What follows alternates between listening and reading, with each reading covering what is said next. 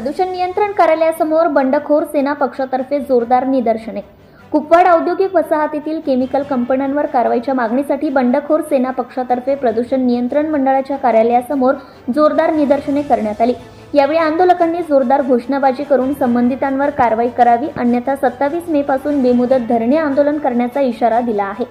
कुपवाड MIDCतील बेकायदेशीर केमिकल इंडस्ट्रीजमधून सोडण्यात येणाऱ्या विषारी पाण्यामुळे सावळी, बामनोळी, काननवाडी, मिरज, कुपवाड गावातील जमिनी खराब होत आहेत। नागरिकांचं आरोग्य धोक्यात आलं आहे।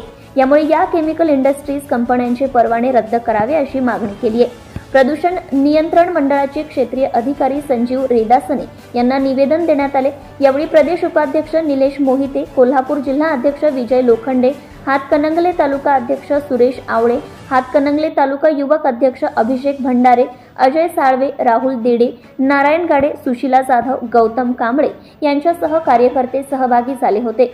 जनता टाइम्स जटा टीव्ही चॅनलसाठी Kishor Jasud, Kolhapur. Subscribe now and press the bell icon. Never miss an update.